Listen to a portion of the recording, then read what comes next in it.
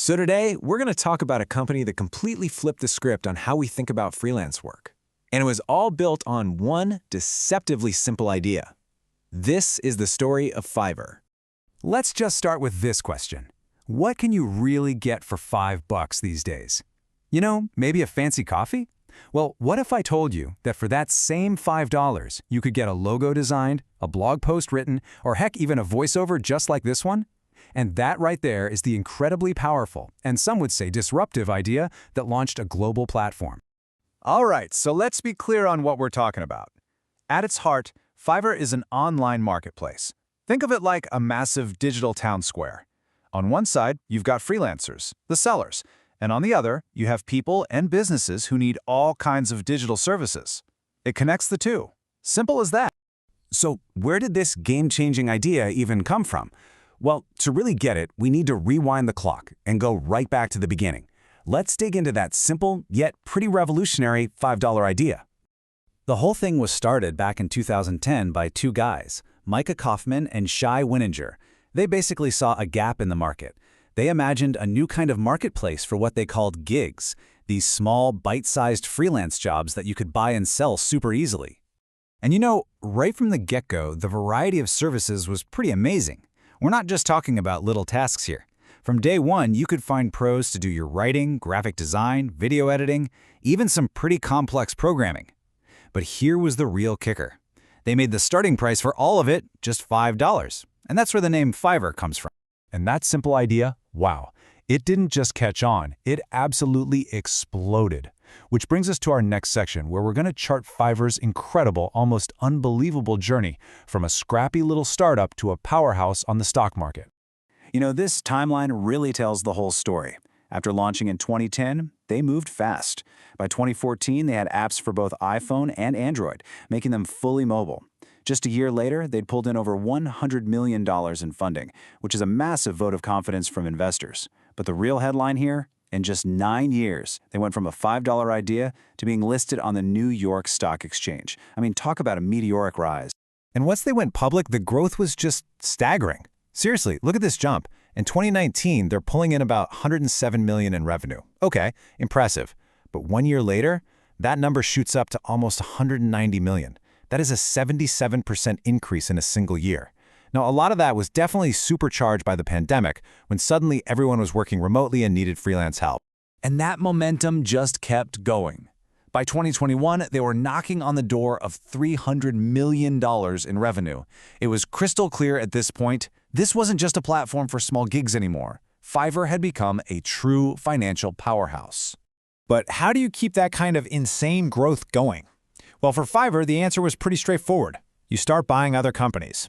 And that brings us to Section 3, where we see them shift from just a marketplace to building a full-blown freelance empire. The strategy here was really smart. They didn't just want to be a place where you could buy a $5 logo. The goal was way bigger. They wanted to create an entire ecosystem to support the whole freelance economy, from the moment you look for work to the moment you get paid and manage your business. And they went after that vision with a string of really strategic buys. This wasn't random. Each company they bought was like a perfectly chosen puzzle piece. VidMe beefed up their video services. And.co gave freelancers tools to manage their work. ClearVoice brought in high-end content marketing. Creative Live added an education piece, and Stoke Talent provided top-tier freelance management. They were building a one-stop shop for everything freelance.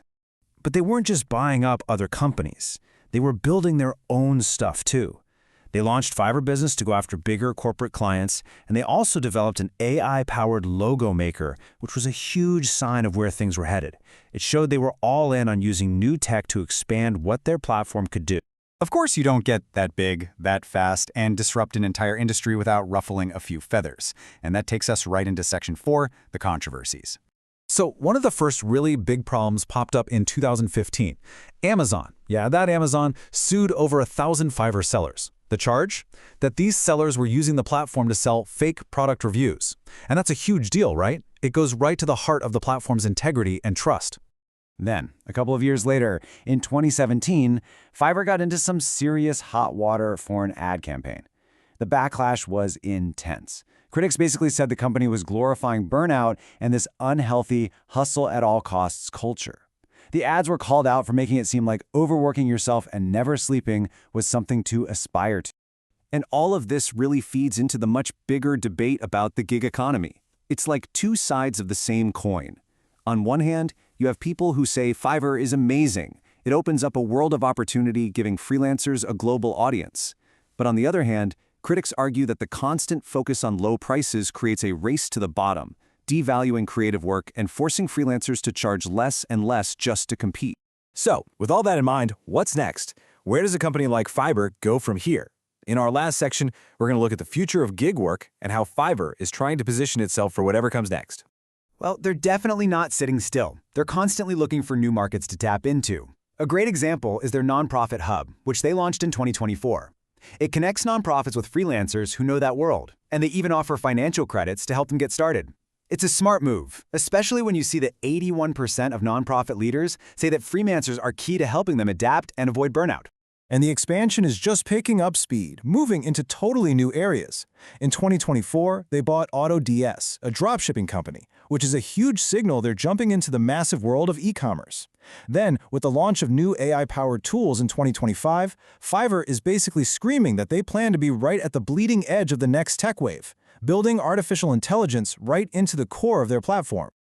And so, after all that, we are left with a big, complicated question that really hangs over this entire industry. You know, from a simple $5 idea to this massive publicly traded company, Fiverr's story is nothing short of remarkable. But it forces us to ask a really tough question. Are platforms like this truly empowering individual creators? Or are they just creating a global race to the bottom? Honestly, there's no easy answer, and it's a debate that is going to shape the future of how we all work for years to come.